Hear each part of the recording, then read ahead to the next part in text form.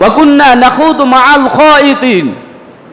3 number বলবে, আমি এই জন্য জাহান্নামে এসেছি, আমি মানুষের সমালোচনা করতাম।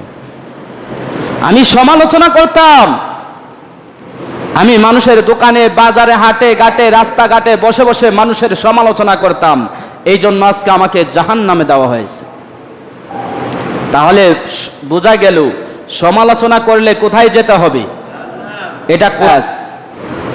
আল্লাহর রাসূল সাল্লাল্লাহু আলাইহি ওয়াসাল্লাম বলেন, মাল্লাম ইয়াদা কাওলা যুরি ওয়াল আমালি বিহি ফালাইসা লিল্লাহি হাজাতুন আইয়াদা তাআমাহু ওয়া শারাবাহু, মুত্তাফাকুন আলাইহি। অর্থাৎ বুখারী এবং মুসলিম শরীফে এই হাদিসটি এসেছে। আল্লাহর রাসূল বললেন, যে ব্যক্তি রোজা রেখে মিথ্যা কথা এবং অন্যায় আচরণ ছাড়তে পারে নাই, রোজা রাখছে কিন্তু মিথ্যা কথা ছাড়তে পারে নাই। রমজানের আগেও যেভাবে মিথ্যা কথা বলে, রমজানের রোজা রাইখাও ওই রকম মিথ্যা কথা বলে, আছে না নাই?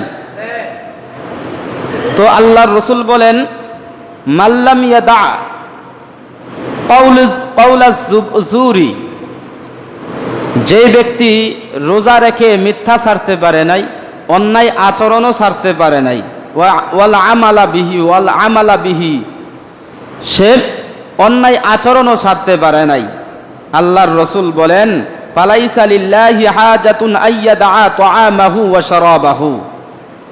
আল্লাহর রাসূল বলেন, তার খানাপিনা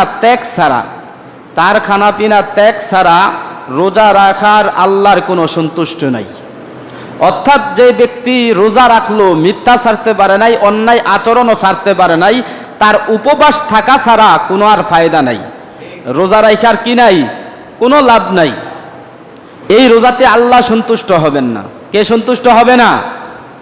যেই রোজা রাখা মিথ্যা কথা ছাড়তে পারে নাই, অন্যায় আচরণও ছাড়তে পারে নাই, আল্লাহর রাসূল বলেন আল্লাহ তাআলা এই রোজায় সন্তুষ্ট হবেন না। তাহলে বোঝা গেল আমার উপবাসেই থাকতে পারবো, তাতে কোনো ফায়দা হবে না।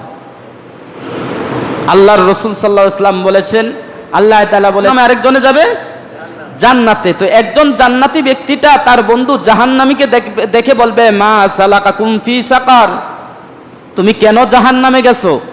তোমার জাহান্নামে যাওয়ার কারণ কি? তুমি যে জাহান্নামে গেছো, জাহান্নামে যাওয়ার কারণ কি? তখন সে ব্যক্তি প্রথম উত্তর দিবে, মা সালাকাকুম ফি সাকার, তুমি জাহান্নামে কেন গেছো? সে বলবে, লাম নাকু মিনাল মুসাল্লিন, 1 নাম্বার কারণ হচ্ছে আমি নামাজ পড়তাম না। কি পড়তো না? নামাজ পড়তো না। দেখা যায় 2 বন্ধু একই রাস্তায় চলতেছে, হঠাৎ আজান হয়ে গেছে, একজন বন্ধু বলতেছে আমি নামাজ পড়বো, আমি নামাজে যাই, চল তুইও চল, কয় না আমি যাবো না, তুই নামাজ পড়ে আয়। আছে না নাই? এরকম হয় কি হয় না?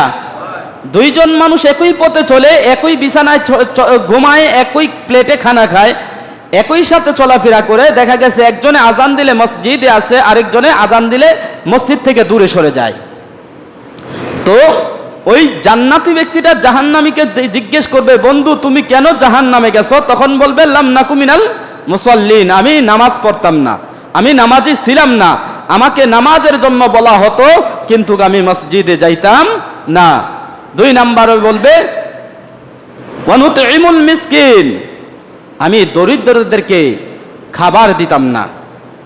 আমার টাকা পয়সা আল্লাহ অর্থ সম্পদ দিয়েছে, কিন্তু আমি গরিবদেরকে, অসহায়দেরকে খাবার দিতাম না।